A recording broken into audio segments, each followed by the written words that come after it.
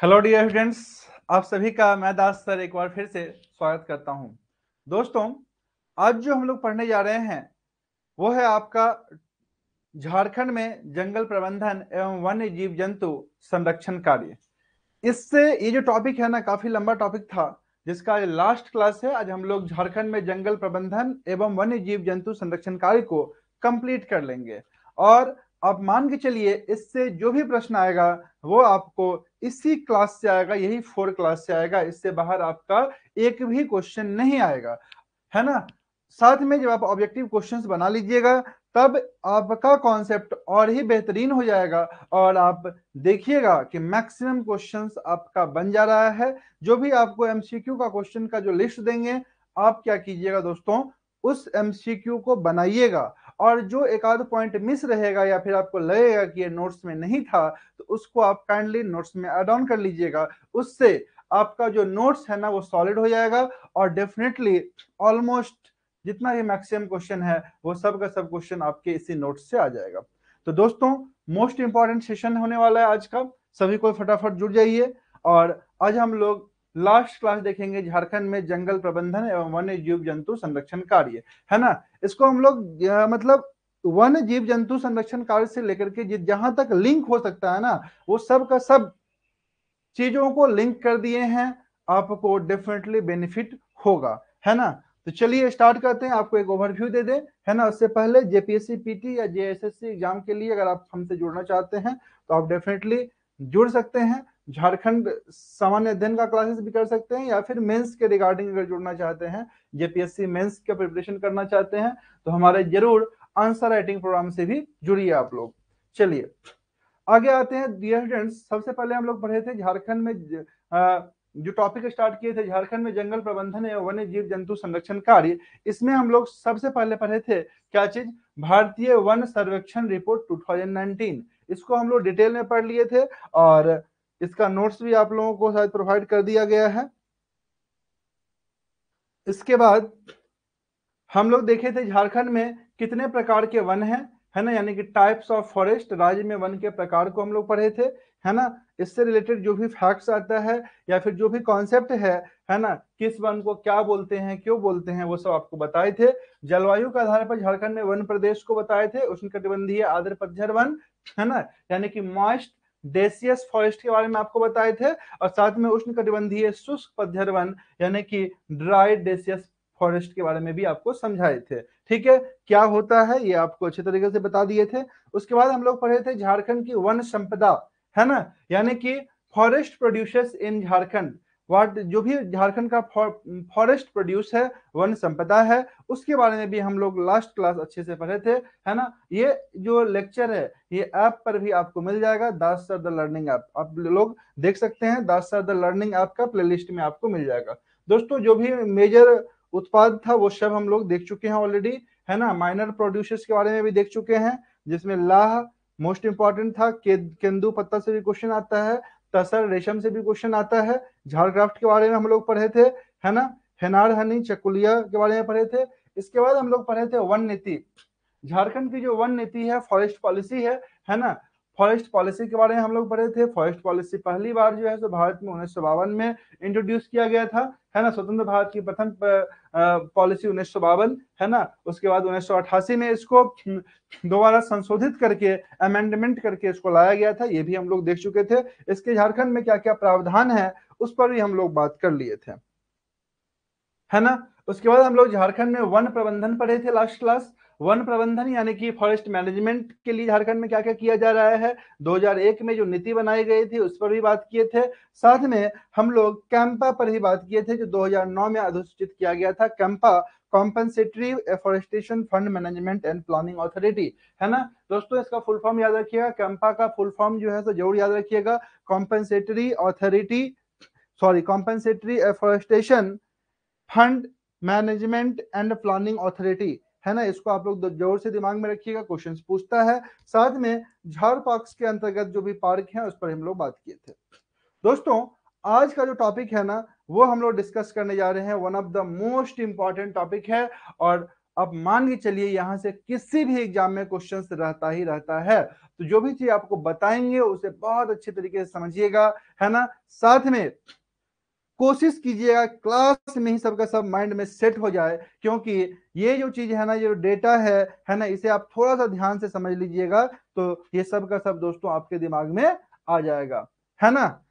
Clear है, कोई problem नहीं है।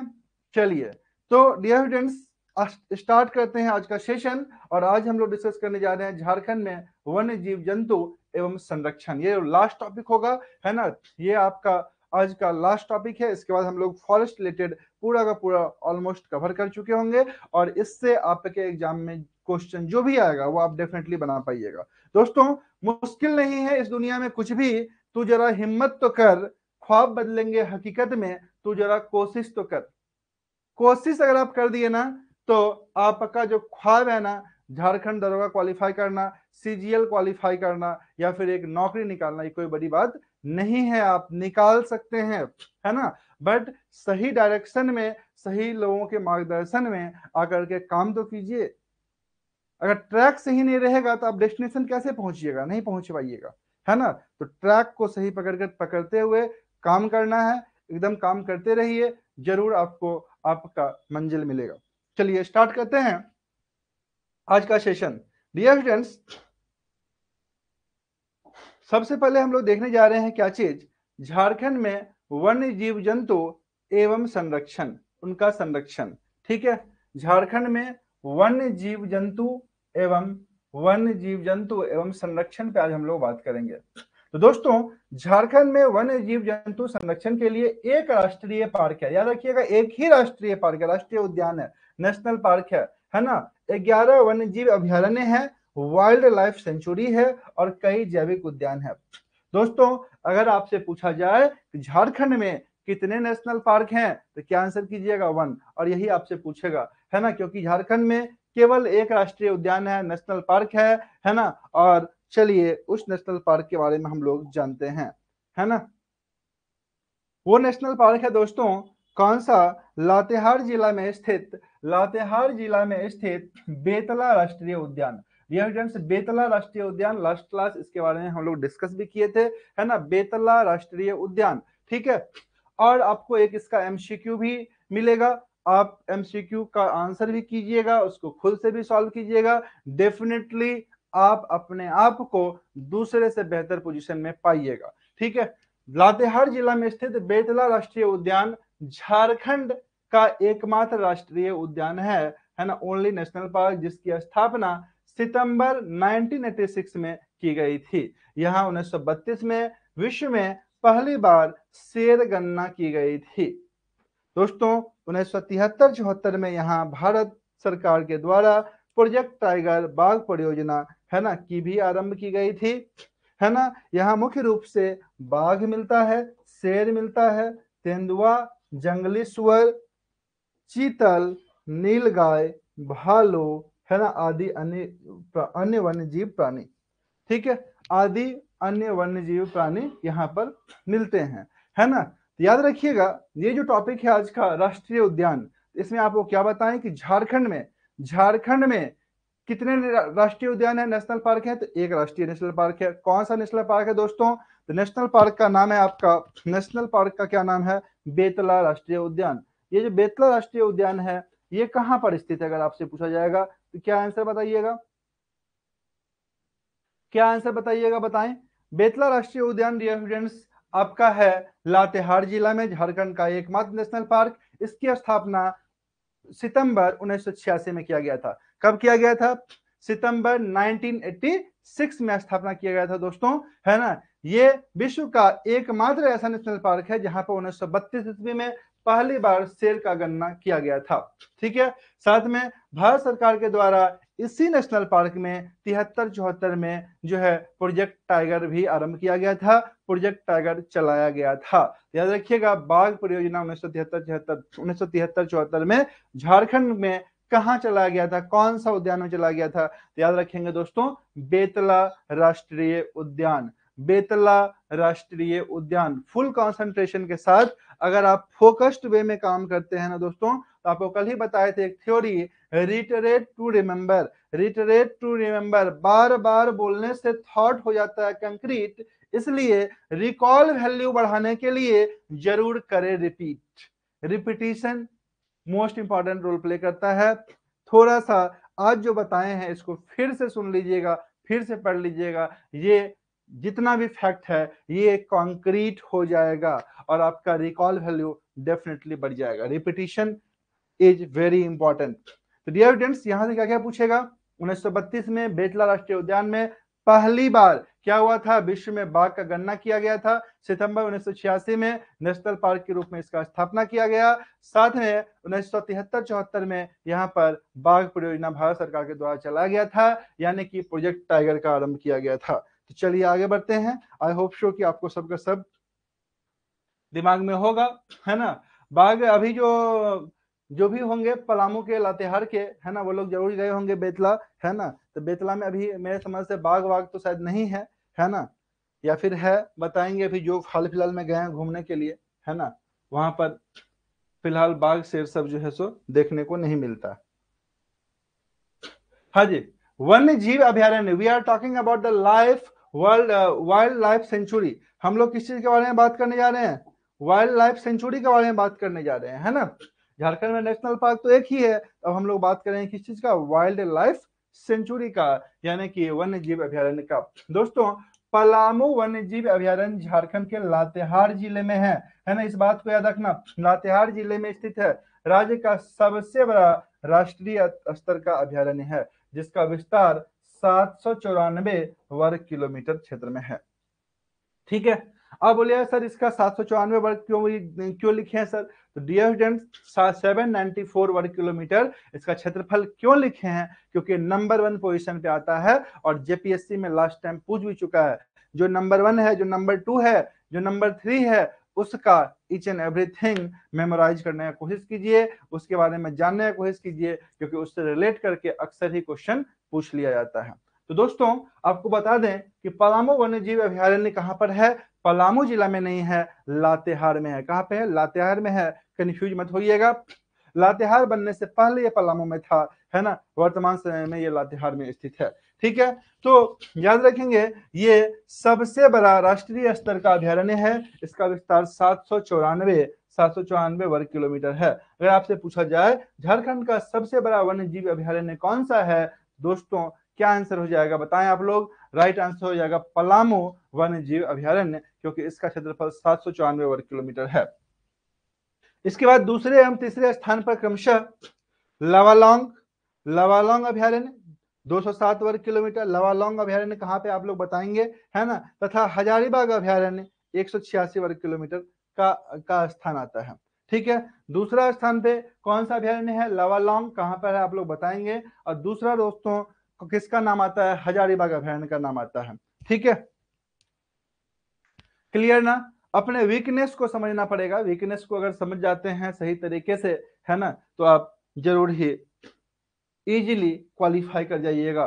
दोस्तों हरिवंश राय बच्चन का एक सुने होंगे कविता है ना, कि दोस्तों असफलता एक चुनौती है, इसे स्वीकार करो, क्या कमी रह गई देखो और इसे स्वीकार करो।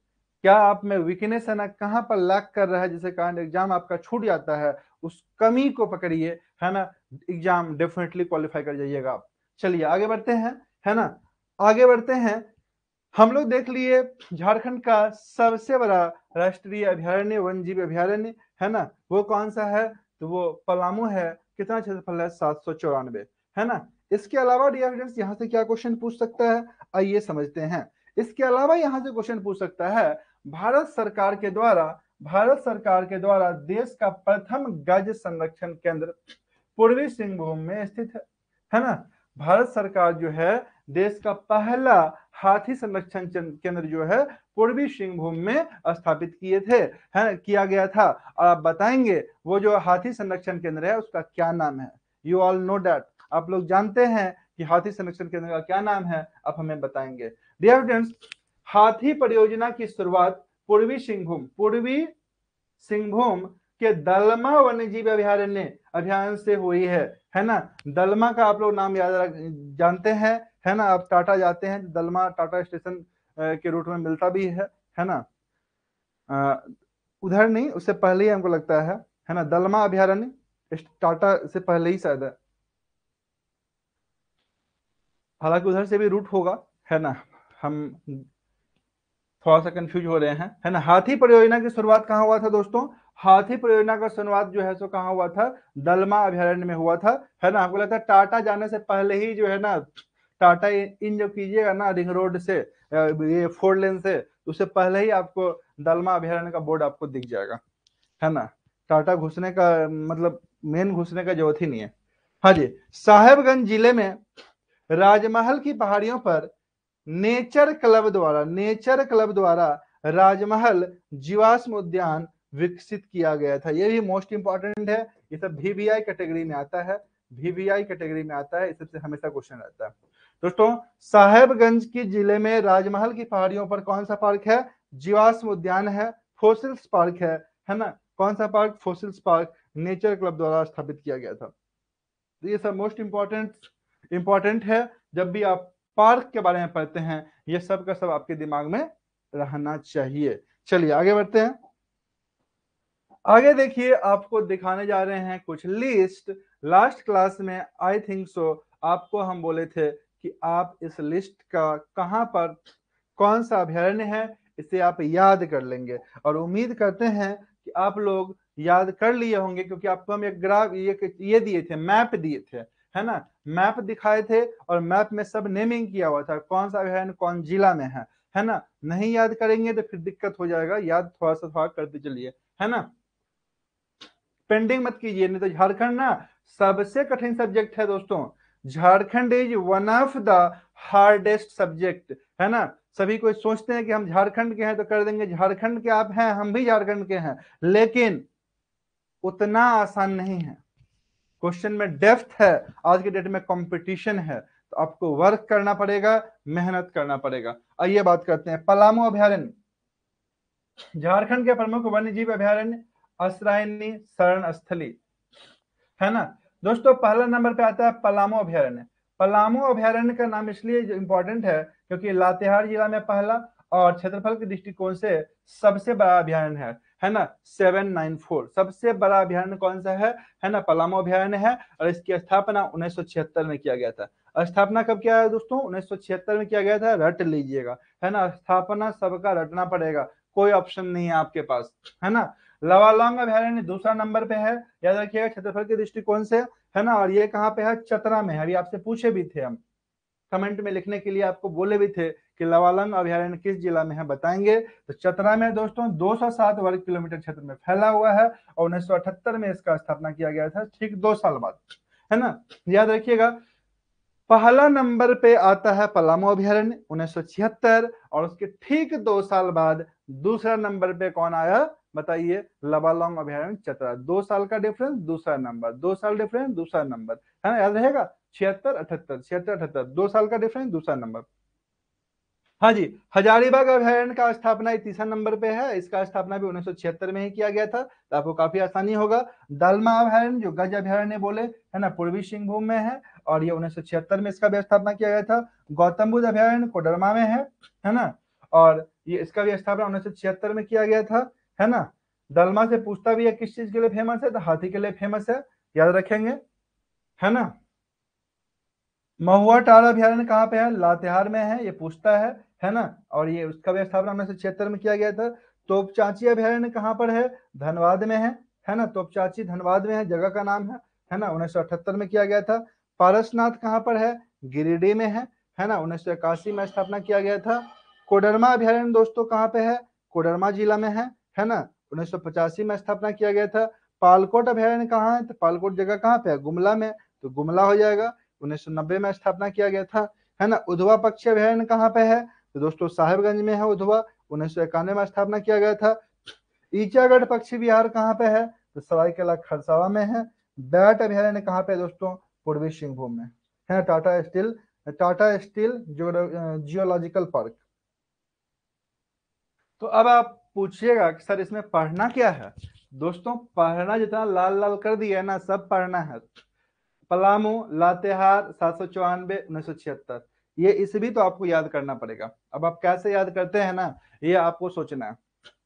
इस भी आपको याद रखना पड़ेगा, है ना, इसमें आप कुछ नहीं कर सकते। 1976 वाला को एक साथ करके कैरेक्टराइज कीजिए, है ना।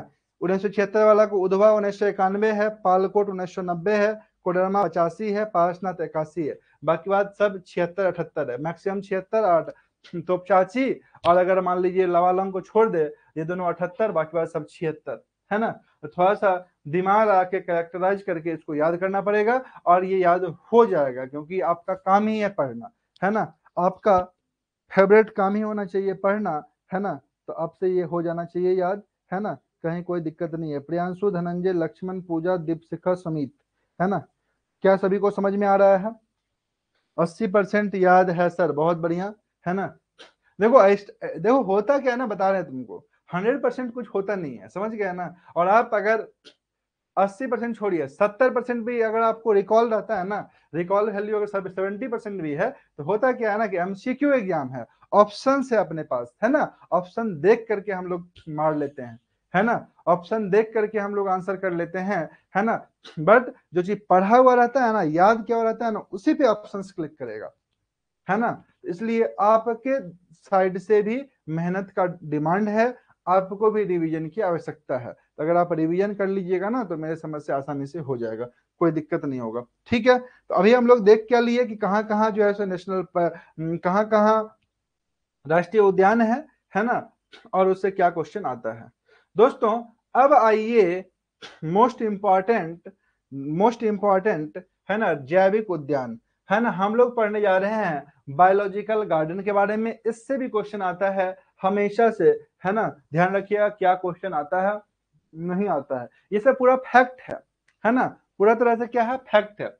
जैसे बिरसा जैविक उद्यान, दोस्तों बिरसा जैविक उद्यान, है ना, आप जो है ना बिरसा जैविक उद्यान में ही आपको बुलाएगा, जैसे फॉरेस्ट गार्ड का जो दौर हुआ था ना 25 किलोमीटर का, तो बिरसा जैविक उद्यान जो ओरमांझी में है, उसी को बोला था कि राउंड मारिए, समझ गया ना, उसी को राउंड मारने के लिए बोला था। 25 किलोमीटर 4 घंटा में फॉरेस्ट गार्ड में दौड़ना था, तो बिरसा जैविक उद्यान में ही बुलाया था, जो कि ओरमांझू में है, ओरमांझी में है ना। ये क्या है, तो जू है, ये क्या है, जू है। आप लोगों में से अधिकांश लोग गए ही होंगे, है ना, ओरमांझी में स्थित है। इसका स्थापना कब किया गया दोस्तों, 1954 में स्थापना किया गया था, 1954 में। अब देखिए कि लास्ट क्लास जो ऑनलाइन एमसीक्यू का क्लास लिए थे झारखंड जीके जीएस का, उसमें भी इसका जिक्र हुआ था, है ना।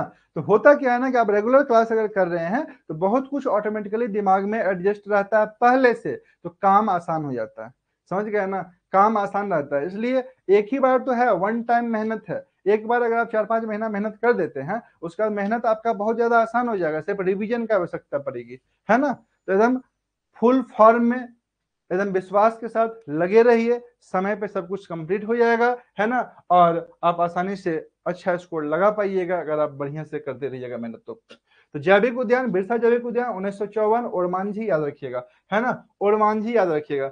मगरमच्छ प्रजनन केंद्र बूटी मोड़ से हमको लगता है 10 किलोमीटर के आसपास होगा, है ना, ओरमांझी चौक से 2 किलोमीटर 3 किलोमीटर पहले ही है ना। दाएं साइड में आप देखिए, ये रांची से जाते हुए दाएं साइड में आपको ओरमांझी पड़ेगा, बाएं साइड में वहीं पर मछली घर है ना, दोनों जगह जा सकते हैं घूमने के लिए। मगरमच्छ प्रजनन केंद्र 1947 में IUCN द्वारा स्थापित किया गया था, 1947 में। ये कहाँ पे है, मुट्टा में है। मुट्टा कहाँ पे है, रुक्का, रांची।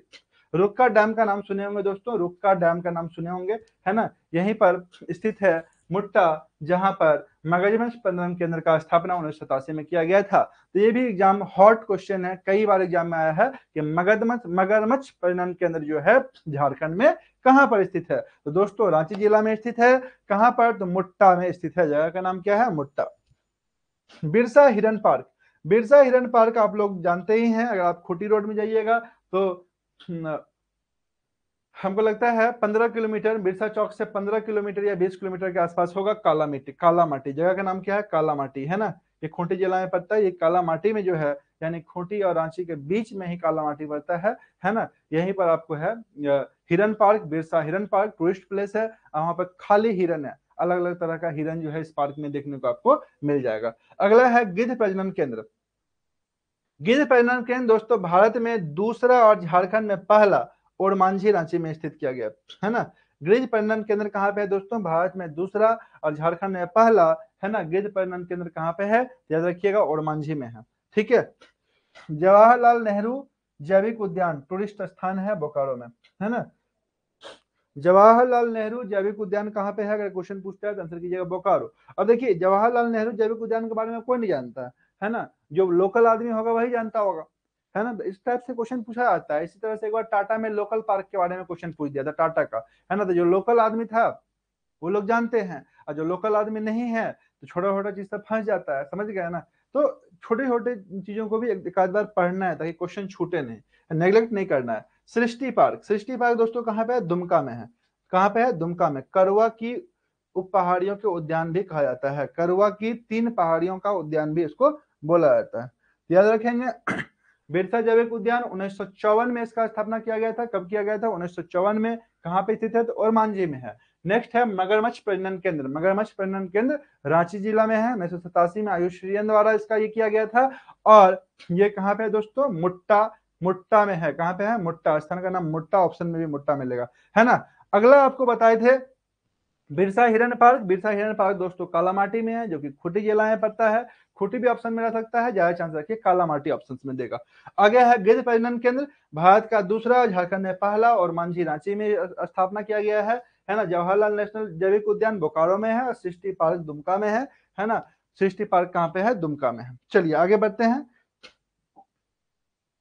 करना क्या है, थोड़ा सा आप ध्यान दे दीजिएगा, सब अपने आप दिमाग में सेट हो जाएगा। हाँ जी, महत्वपूर्ण पार्क, महत्वपूर्ण पार्क के बारे में अब हम लोग पढ़ते हैं। देखिए रांची में इतना सारा पार्क है ना। बहुत सारा पार्क के नाम आप नहीं जानते हैं, है ना, नहीं गए होंगे घूमने के लिए अभी तक, लेकिन क्वेश्चन तो पूछता है, तो क्वेश्चन पूछता है तो आपको आइडिया होना चाहिए। नहीं आइडिया है तो फिर जो है क्वेश्चन छूट जाता है ना। अब जो दुमका में रहता है उसको रांची में कौन कौन पार्क है थोड़े आइडिया रहेगा, किताब में मिलता नहीं है बहुत बार। रांची में दोस्तों है सिद्धो कान्हा पार्क, है ना। सिद्धो कान्हा पार्क, नक्षत्र भवन, नक्षत्र वन, सिद्धो कान्हा पार्क, नक्षत्र वन, आप लोग गए होंगे, है ना। सिद्धो कान्हा पार्क जो है आपका जो राज्यपाल भवन है ना, मुख्यमंत्री, है ना, मुख्यमंत्री आवास के पास है। और राज्यपाल भवन के पास जो है आपको मिल जाएगा, कौन सा, राज्यपाल भवन के पास आपको मिल जाएगा। मुख्यमंत्री आवास के पास सिद्धो कान्हा पार्क है ना। और राज्यपाल भवन जो है ना, वहां पे आपको मिल जाएगा नक्षत्र वन।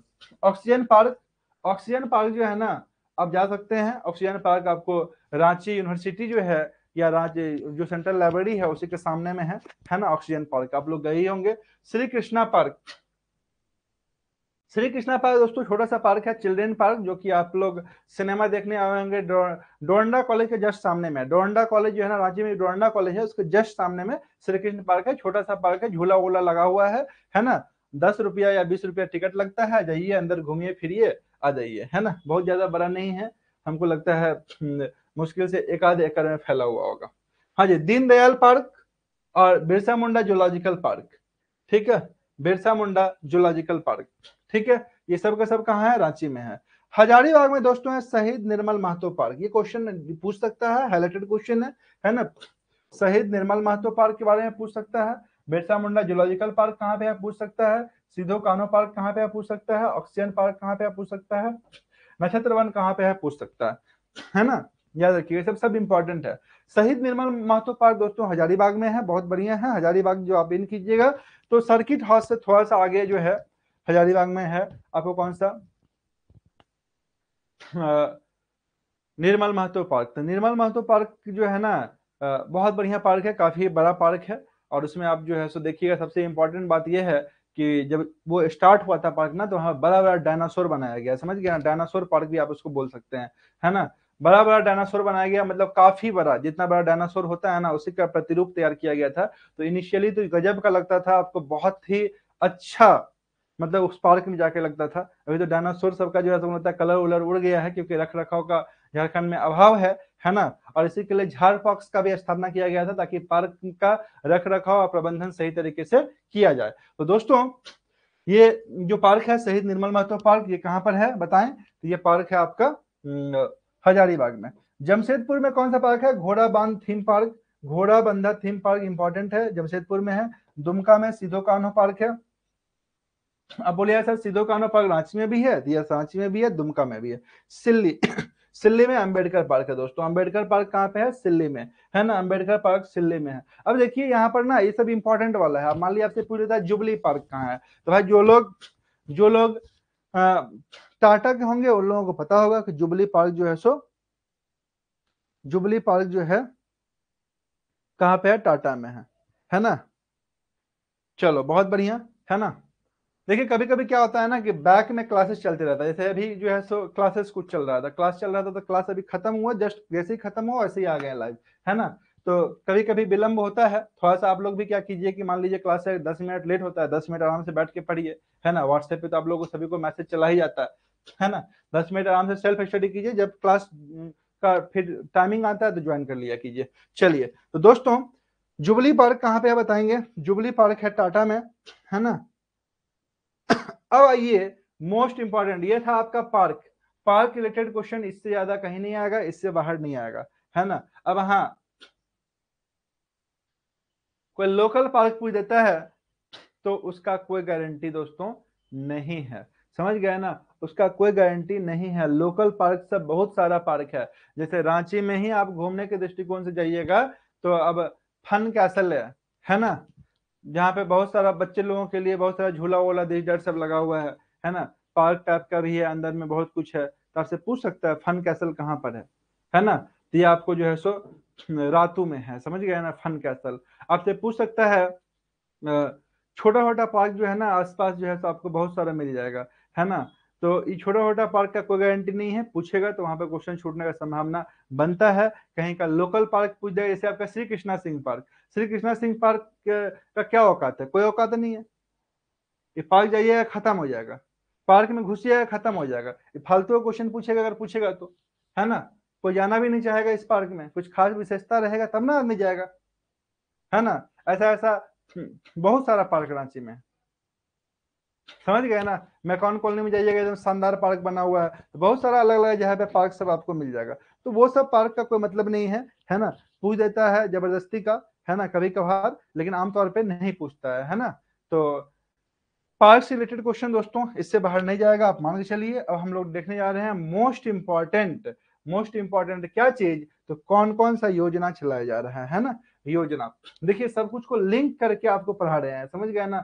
लिंक करके पढ़ा रहे हैं सिस्टमेटिक रूप से। आप ये मान के चलिए, अगर आप जेपीएससी का भी पीटी दीजिएगा ना तो भी आपका एग्जाम निकलेगा, समझ गए ना। कंटेंट में कोई कमी नहीं छोड़ रहे हैं, एमसीक्यू में कोई कमी नहीं छोड़ रहे हैं, बस आपके तरफ से थोड़ा सा सपोर्ट चाहिए, मेहनत चाहिए, है ना। बस आप जरूर क्वालिफाई कीजिएगा। और डियर स्टूडेंट्स, थोड़ा सा अपने दोस्तों को भी चैनल्स के बारे में बताएं, सजेस्ट करें, है ना। बस यही आप लोगों से एक रिक्वेस्ट है ना। ऐप के बारे में बताएं, दास सर द लर्निंग ऐप के बारे में बताएं, चैनल के बारे में बताएं, शेयर कर दे थोड़ा सा, है ना। चलिए आगे बढ़ते हैं। झारखंड में वन एवं वन्य जीवों के संरक्षण के लिए चलाए जा रहे हैं प्रमुख कार्यक्रम, है ना। वन एवं वन्य जीवों के लिए संरक्षण के लिए झारखंड में क्या क्या कार्यक्रम चलाया जा रहा है और उससे क्या क्या प्रश्न आ सकता है, आइए अब इस चीज को हम लोग ध्यान पूर्वक समझते हैं। क्लियर, एकदम पूरा अटेंशन के साथ समझिए आप चीजों को। देखिए इतना ही, आप 4 क्लास आपको लिए ना, आपको समझ में आ गया होगा कि भाई ऐसा नहीं है कि 1 घंटा में खत्म हो जाएगा। आप यूट्यूब पे जाइएगा, 3 घंटा में एकदम मैराथन क्लास झारखंड खत्म। एजेंट लोग भी समझते हैं हाँ भाई पूरा टॉपिक तो कवर हो ही गया है, क्लास तो खत्म हो गया, 3 घंटा में क्लास खत्म हो गया, 5 घंटा का मैराथन क्लास में पूरा झारखंड खत्म हो गया, पूरा इंपॉर्टेंट टॉपिक देख रहे हैं किताब का खत्म हो गया है, सब टॉपिक से क्वेश्चन हो गया है। ऐसा बात नहीं है भाई, 5 घंटा में खत्म कर लिए तुम, अच्छी बात है। लेकिन आपको यह भी तो देखना पड़ेगा कि 5 घंटा में अगर खत्म हो जाएगा तो फिर क्वेश्चंस का लेवल क्या है, इसको भी तो देखना पड़ेगा, परखना पड़ेगा। तो वैसे काम नहीं करें, चीजों को समझने का प्रयास कीजिए कि किस लेवल का क्वेश्चन आ रहा है, किस लेवल का आप एग्जाम देने जा रहे हैं, है ना।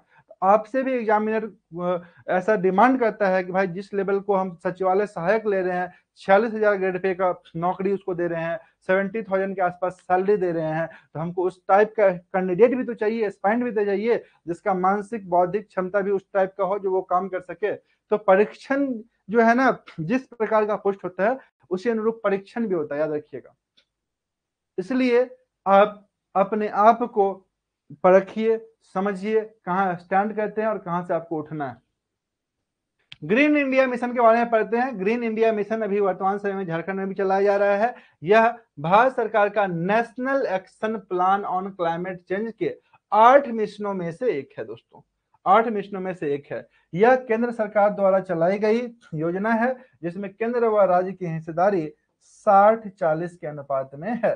60-40 के अनुपात में है। दोस्तों ग्रीन इंडिया मिशन क्या है? तो भारत सरकार जो है national action plan on climate change, national action plan on climate change पर के तहत 8 गो योजना चला रही है, जिसमें से एक कौन सा मिशन है ना, इसमें से एक है ग्रीन इंडिया मिशन। दोस्तों ग्रीन इंडिया मिशन को चलाने के लिए जो भी फंडिंग की आवश्यकता होती है, उस फंडिंग में 60% निवेश कौन करता है? भारत सरकार, और जो 40% निवेश है डिविडेंड्स, वो निवेश कौन कर रहा है? राज्य सरकार, यानी कि झारखंड सरकार। ठीक है, अगला है आपका वन्य प्राणी पर्यावास के लिए विकास योजना, वन्य प्राणी पर्यावास के लिए विकास योजना, है ना। दोस्तों ये केंद्र सरकार द्वारा चलाई गई योजना है, केंद्र राज्य हिस्सेदारी से भी 60-40 का।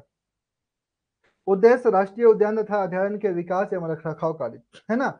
वन्य प्राणी पर्यावास के लिए जो विकास योजना है, इसका मुख्य उद्देश्य क्या है? राष्ट्रीय उद्यान एवं अभयारण्य का रखरखाव किया जाए, है ना, उसका सही तरीके से प्रबंधन किया जाए, सही तरीके से विकास किया जाए, है ना। ये योजना भी किसके द्वारा चलाया जा रहा है? तो केंद्र सरकार के द्वारा चलाया जा रहा है, राज्य सरकार के द्वारा नहीं चलाया जा रहा। लेकिन केंद्र सरकार तो योजना चला रही है, लेकिन चूंकि ये आपके राज्य में चला रहे हैं, तो आपका भी ये उद्देश्य बनता है, ये कर्तव्य बनता है कि आप भी अपना हिस्सेदारी इसमें दें। याद रखिएगा, इस योजना में भी केंद्र सरकार का निवेश कितना प्रतिशत होता है? 60, और राज्य सरकार का है 40। 60 और 40 के रूप में निवेश होता है। हाँ, यहाँ भी 60-40, 60-40 देखिए हमेशा मिल जाएगा आपको, ठीक है ना। हाँ, ये बात तो है, बहुत कुछ सीखने को मिलेगा, है ना। देखिए होता क्या है ना, कि आप जेएसएससी का ही प्रिपरेशन अगर सही तरीके से कर लेते हैं ना, जेएसएससी सीजीएल लेवल का प्रिपरेशन करते हैं, तो आपको कुछ ना कुछ अच्छा जरूर मिलेगा, है ना। क्योंकि जेएसएससी में सबसे टॉप पे कौन है? जेएसएससी सीजीएल, है ना। और हम लोग भी चूंकि स्टार्ट किए हैं यूट्यूब पर भी, आप पर भी, है ना, तो हम लोग भी पूरा जी जान लगा रहे हैं कि आप लोगों को जोर से सफलता मिले, है ना। और इसके लिए जो बेस्ट है वो हम लोग तो दे ही रहे हैं, आपको भी अपना बेस्ट देना होगा, तभी दोनों के कॉम्बिनेशन से होगा सिलेक्शन की बात, है ना। तो डियर फ्रेंड्स, यहाँ पे देखिए 60-40 के अनुपात में क्या हो रहा है? मैक्सिमम परियोजना में जो है सो परियोजना में निवेश किया जाता है। अगला है हाथी परियोजना, ध्यान दीजिएगा, हाथी परियोजना पे हम लोग बात कर लेते हैं, है ना। हाथी परियोजना में किसका कितना निवेश है? ध्यान दीजिएगा, ये भी केंद्र सरकार द्वारा प्रायोजित है ना। आपको बताया ही, केंद्र सरकार द्वारा प्रायोजित देश का पहला पहला जो है योजना जो है, ये क्या था? हाथी परियोजना जो है तो स्टार्ट किया गया था पूर्वी सिंहभूम के दलमा में, है ना, पहली बार, है ना। याद रखिएगा, केंद्र राज्य हिस्सेदारी इसमें भी कितना है? 60-40। केंद्र राज्य हिस्सेदारी कितना है? 60-40, 60-40, ठीक है, 60-40, ठीक है। अभयारण्य का विकास उद्देश्य क्या है? अन्य क्षेत्रों में हाथियों के प्राकृतिक पर्यावास का विकास, ठीक है। तो हाथी परियोजना का क्या क्या उद्देश्य रहेगा? हाथी से संबंधित जो है सो हाथी के जो प्राकृतिक आवास है ना, उसका संरक्षण करना, रखरखाव करना, है ना। उसके लिए जो है सो उचित क्या बोलते हैं, परिवेश का प्रबंधन करना, समझ गए ना। आप देखे होंगे कि जब आप रांची से टाटा जाते हैं, तो वहां पर लिखता है कि भाई ये जो है ना, ये तो रास्ता बनाया हुआ है जिसके नीचे से हाथी लोग पास होता है, समझ गए ना। आप देखिएगा, तो वहां पर लिखा हुआ है कि भाई आप हॉर्न यहाँ पे नहीं बजा सकते हैं, हॉर्न बजाइएगा तो पता चला हाथी का झुंड जा रहा है, भड़क गया, सब रोड पे आ जाएगा, पूरा गाड़ी वाड़ी को पलटा उल्टा के चल जाएगा। तो नो हॉर्न प्लीज लिखा हुआ है वहां पर, है ना। नीचे से हाथी सब क्रॉस करता है, जंगल है। हाँ जी, national plan for conservation of aquatic ecosystem, national plan for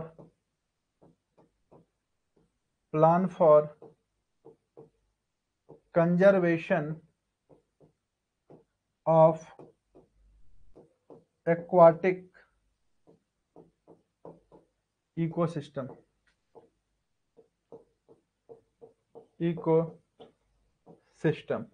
ठीक है। तो ये भी केंद्र सरकार के द्वारा प्रायोजित योजना है, राज्य सरकार का योजना नहीं है। पूछ सकता है केंद्र, इसका संचालन किसके द्वारा होता है? कौन इसको प्रायोजित किया था? तो केंद्र सरकार किया था, ना कि राज्य सरकार। और इसमें भी जो हिस्सेदारी है वो 60-40 का ही है। हिस्सेदारी कितना का है? 60-40 का, याद रखिएगा। उधवा जल पक्षी अभयारण्य तथा झारखंड के अन्य वेटलैंड के संरक्षण एवं विकास से संबंधित कार्य, है ना, याद रखिएगा। National plan for conservation of aquatic ecosystem, है ना। इसका उद्देश्य, मेन उद्देश्य क्या है? झारखंड का एकमात्र पक्षी अभयारण्य, है ना, जल पक्षी अभयारण्य कहाँ पे है? साहिबगंज उधवा में है ना। इसका संरक्षण तथा जो भी अन्य वेटलैंड है ना, वेटलैंड है, उसका संरक्षण जो है इसका मुख्य उद्देश्य है ना। पलामू व्याघ्र परियोजना, इस परियोजना का नाम क्या है? पलामू व्याघ्र परियोजना। ये भी किसके द्वारा चलाया जा रहा है दोस्तों? केंद्र सरकार के द्वारा चलाई गई योजना है, याद रखेंगे। ये योजना किसके द्वारा चलाई गई है? केंद्र सरकार के द्वारा चलाई गई है। पहले पहले केंद्र सरकार का योजना 100% खर्च करती थी, याद रखिएगा दोस्तों। पहले, है ना, इस परियोजना पर केंद्र सरकार जो है कितना खर्च करती थी? 100% खर्च करती थी। लेकिन राज्य बनने के बाद अब केंद्र राज्य की हिस्सेदारी इसमें भी 60-40 का हो गया, है ना, 60-40 का हो गया है। पलामू व्याघ्र संरक्षण फाउंडेशन का गठन 2014 में किया गया था, है ना। फाउंडेशन का गठन कब किया गया था? 2014 में किया गया था, याद रखिएगा।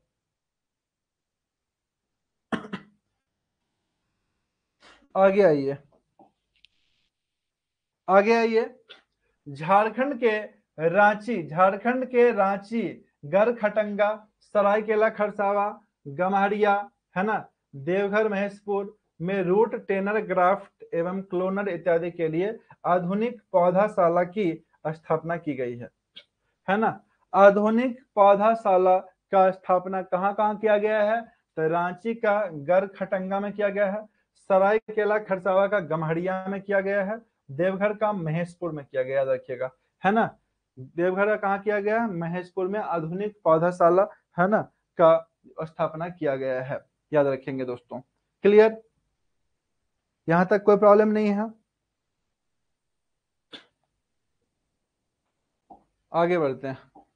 देखिए, छोटा छोटा सा चीज को भी आपको कवर कर दिए हैं, समझ गए ना। छोटा छोटा सा चीज को भी आपको कवर कर दिए हैं, है ना। आपका क्वेश्चन छूटने नहीं देंगे, है ना। बस आपको लगे रहना है, थोड़ा सा पढ़ना है ना, रिवीजन करते रहना है। जरूरी नहीं है रट्टा ही मारना, रट्टा मारने की कोई आवश्यकता नहीं है। वीडियो को ध्यान पूर्वक सुनिए, एक बार अभी सुन लिए, एक बार और कभी सुन लीजिएगा, 2 बार कम से कम दिमाग में रहेगा ना। 1-2 बार खाली पढ़ लीजिएगा थ्रू आउट। पढ़ने में कितना टाइम लगेगा? नोट्स आपको मुश्किल से 20 मिनट।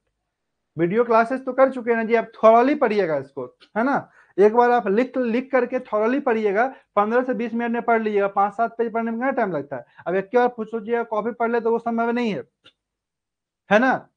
आज राष्ट्रीय उद्यान, आज वाला टॉपिक को आज खत्म कीजिए, है ना। राष्ट्रीय उद्यान वाला 5-6 पेज है ही नोट्स, तो 5-6 पेज नोट्स को आप बढ़िया से पढ़ लीजिएगा। 5-6 पेज नोट्स अगर बढ़िया से कवर किया हुआ रहेगा तो फिर आप रुकिएगा थोड़े ही, वीडियो सुन ही रहे हैं, 5-6 नोट्स 15 मिनट में पढ़ लीजिएगा, है ना। उसको एक बार और रिवीजन कर लीजिएगा, बस सबका सब आपका रेंज में रहेगा, है ना।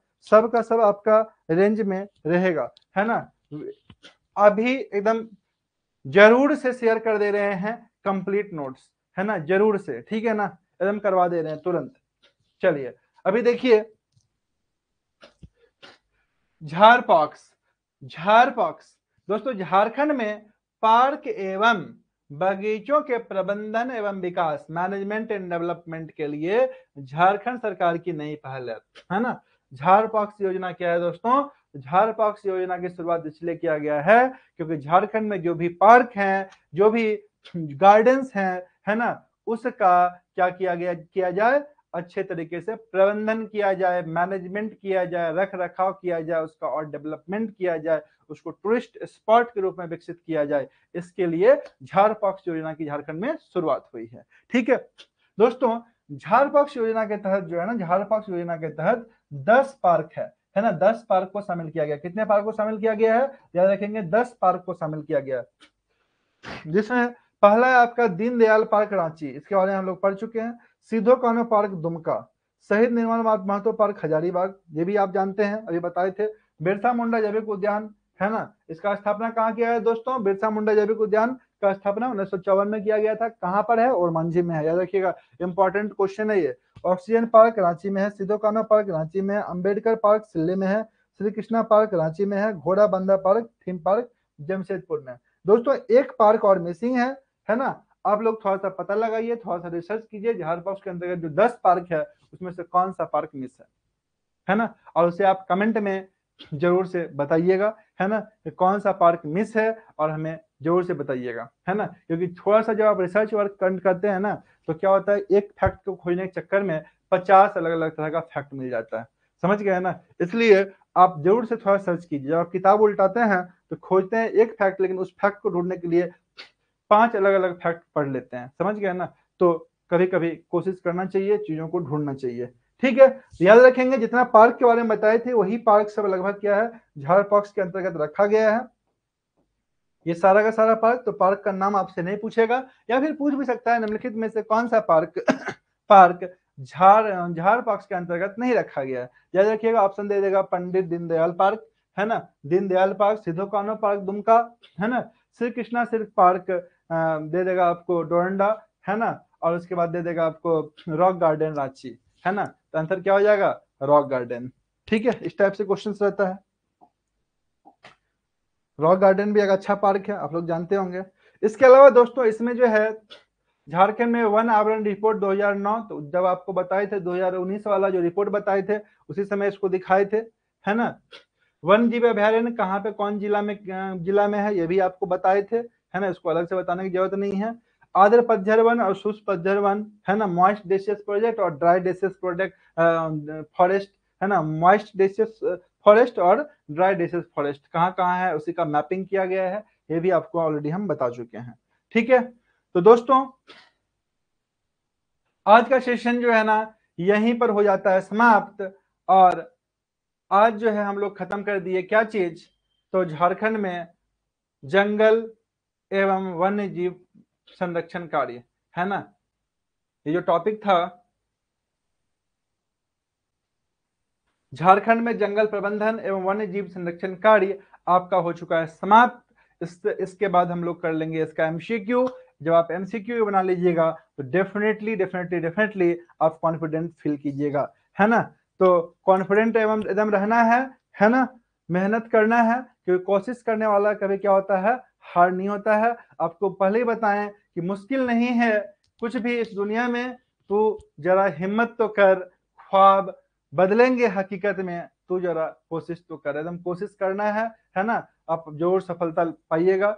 मिलते हैं नेक्स्ट सेशन में। सभी को जोहार, नमस्कार, धन्यवाद।